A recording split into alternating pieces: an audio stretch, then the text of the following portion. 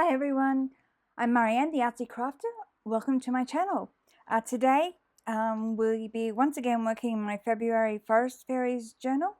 I'm going to show you how to make a faux leather envelope, and this is what the leather looks like. It's a green leather made with just some brown paper bag or lunch bag you could use, and I'm going to line it with some coffee dyed baking paper like this. Before we get started on making the envelope, I'm just going to do a short tutorial and show you how I made the faux leather. So let's go and take a look at that now. This is just a short tutorial to show you how I make I'm going to make a faux leather paper to create my envelope. I'm using a brown paper lunch bag that I've just cut open, and it's no particular size at the moment. And now I'm going to lay out some green and blue and yellow paint, and then I'm going to apply that with a rather wet paintbrush, and I'm just going to spread the colors over the page just to give a motley background in those blue and green tones. When I've finished, I will then use the hairdryer and dry it off completely on both sides. Once it's dry, I will now apply a coat of just regular body lotion to the surface on both sides to make it pliable, to give that leather look.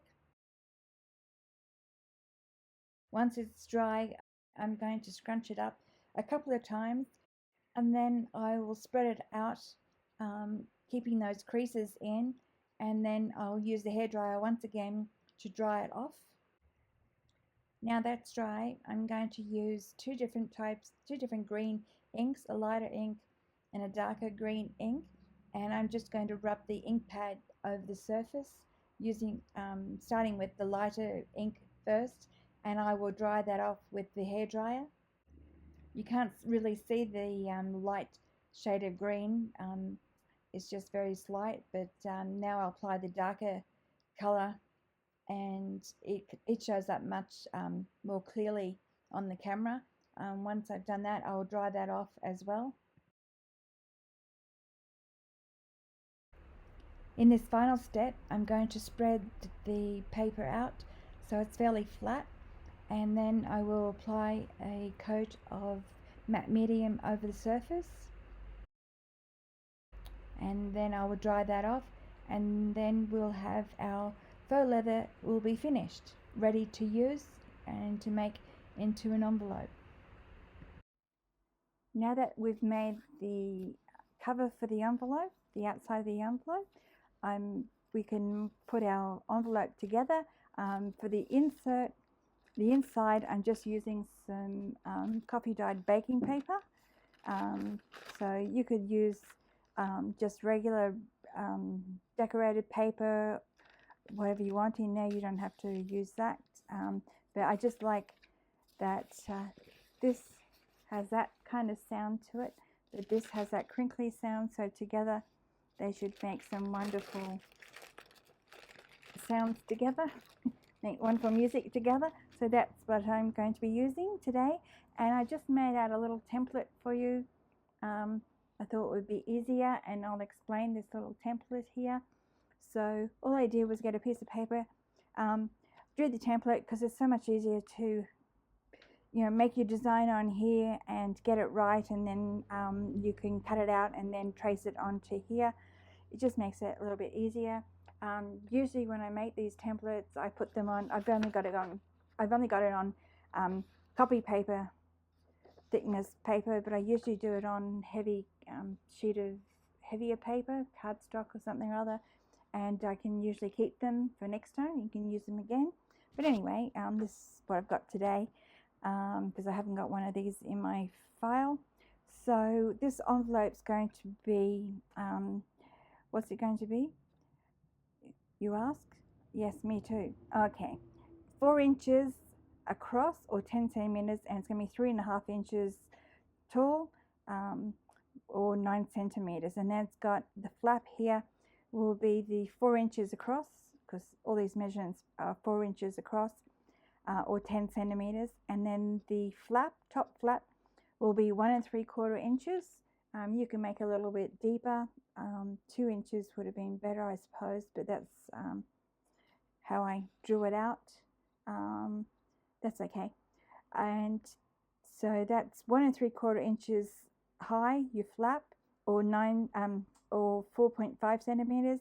This one is, as I said, it's 3.5 inches tall, which is 9 centimeters. So that's your base of your envelope. And then the bottom flap will be 2 3/4 inches tall, or 7 centimeters. And then the hinges on the side, or the flaps, are 1.25 centimeters wide, or 1/2 inch on either side. And then these here, these crisscross lines, are where you're going to cut those bits out. And you can see I've drawn these little angles here. That gives you that little clearance, so when you fold it all up, you're not catching onto any of it's not catching.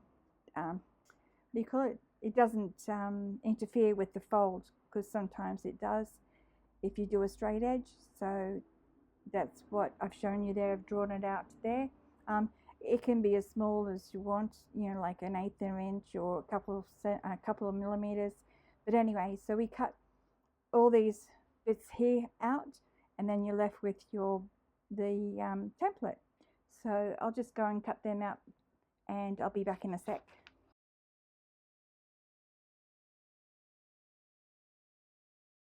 Okay, it's all cut out.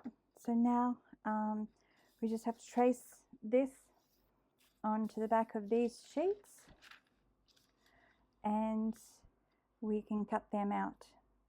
So I'll go ahead and do that, and if you're following along with me, you can pause the video and go off and do that and come back.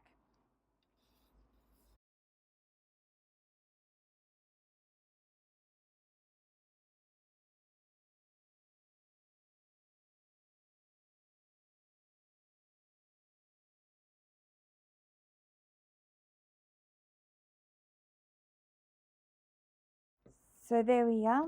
We've got our 2 panels, the outside and the inside.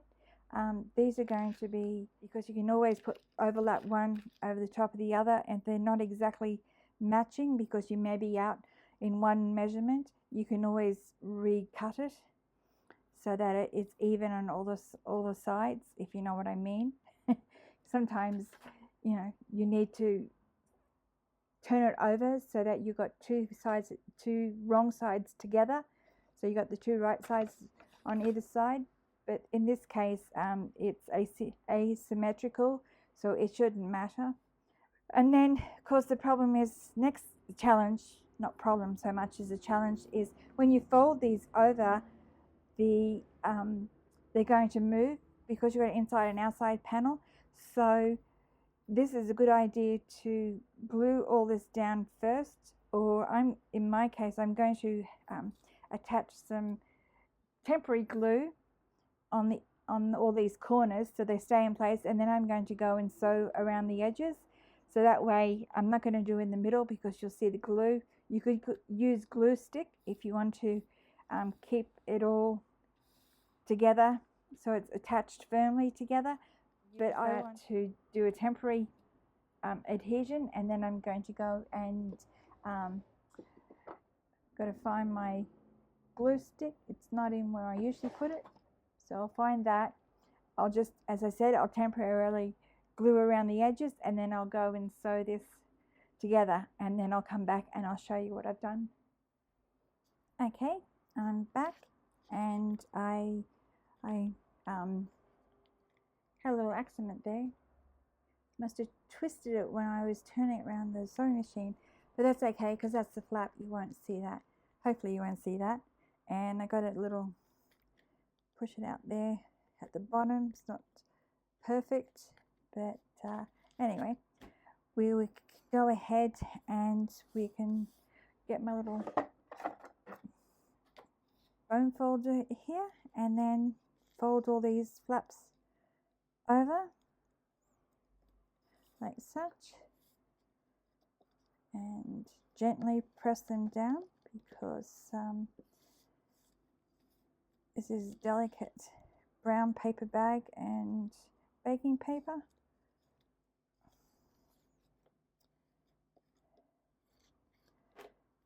There you go, and then this is the bottom flap.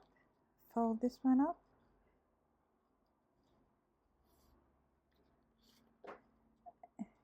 Get those edges flat, and then the top flap.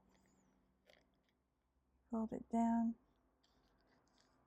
like such, like so. Okay, that's our little envelope ready to be glued down. The flap's glued down and the top finished. I'm going to put a little eyelet in there and tie some string to it. So, because I like to measure where I'm going to put that, I'm going to use these ones. I've never used them before. These large eyelets. So it's a good idea when you're using something new to take a scrap and test them out. My first one, I had the settings wrong. So I had this thick one. I was using the large hole in this crocodile, Memory Keeper's crocodile, crop-a-dial I should say, and these things spin around, which I didn't know until I watched somebody's video, and playing around with it I realized I needed the thickest little bump in there, not these thinner ones, because I used the thinner one and I didn't even get the two papers in, and that's the result. And then using the thicker one, you can see it gives a nice finish. So, and that's nice and secure. So let's hope I can have the same result here doing this one. And this is so where am I going to put it, because it's a thicker one. So this is in the center here, and you've got to learn to turn these upside down to keep them in place, because I didn't do that before, so they're all over the place. Now I've got to go through and sort them out, and I'll take that out and put that aside and fix that up later on. Okay, so make sure that's going to be, if I put that there, I might put up a little, because the thickness here, put it up here a bit further. You can see that hole. That should be give me enough room so it's not too close to the edge of the flap. Okay, here we go. It's a bit nerve-wracking when you use something for the first time.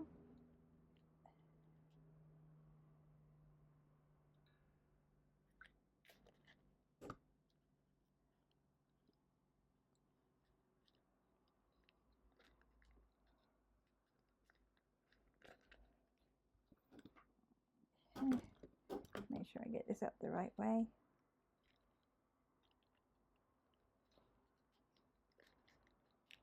Okay, here goes. Feels like I did it. There we go. That's what the other side looks like, and that's it. So that worked out not too bad.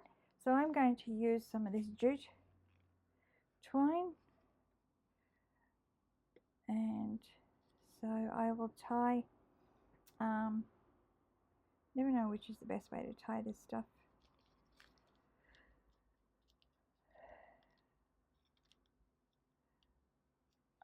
Might just tie a knot.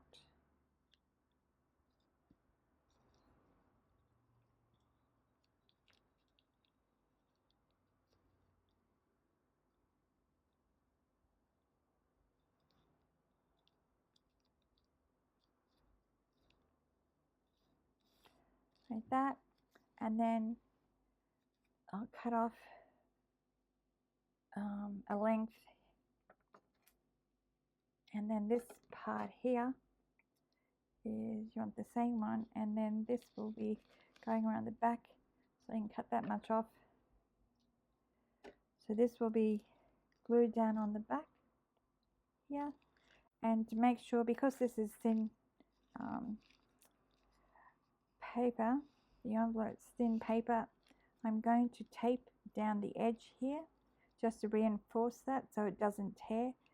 And I'll get some tape, and I'm going to use some masking tape because I don't think sticky tape will, this will stick to it better than sticky tape, I think.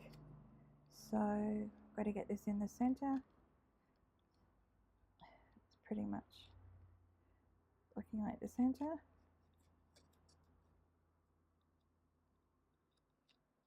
No.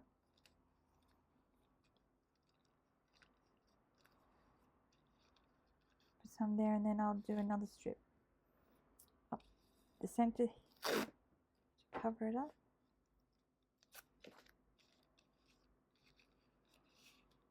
It will stay still for me. Put my straight edge.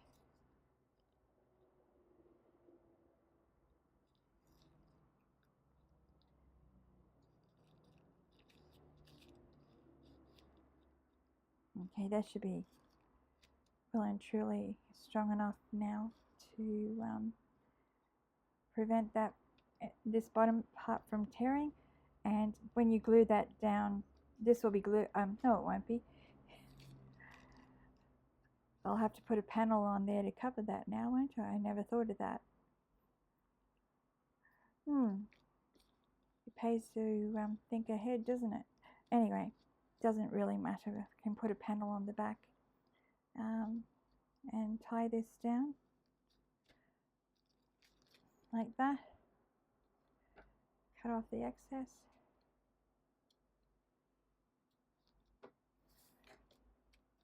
There's a cute little pouch. And I'll think of something to put on the back here to cover that up. Now I went and made that mistake. We can fix it, can't we? We're all crafters, we can fix our mistakes. Before I go, this is from the future when I finished filming. I forgot that I was going to show you what I put on the back of this envelope. So this is just a panel of baking paper that I had decorated, stencil some leaves, so it covers up the tape. Remember the tape we put on to keep this string in place? So that's what that looks like. And also, while I was doing that, I came across this little owl. I thought it'd be cute. I feel like he's sitting in the tree. So I just pounced some ink on the back, so for a little journaling space. So he tucks in there in the tree, so you can have him poking out like that. And also there's a bird's nest as well, some journaling space on the back, just for a little bit of fun. So I wanted to show you that as part of this video, so I didn't forget. So anyway, there we go, that's it, all finished. This page is almost done. There's just one more little job that I want to do in this page, and that's of course put something inside this little envelope. So in the next tutorial I'm going to show you how to make these cute little botanical specimen slides. So that's a lot of fun. I've used real little botanical specimens, dried flowers and dried leaves that I've collected and had in my stash for ages. But you can use fake ones, or you could put something else in there, whatever. But anyway, that will be in the next tutorial, so stay tuned for that. But for today, thank you very much for visiting, and I hope everyone has a happy crafty day, and I'll see you in the next video. Bye everyone.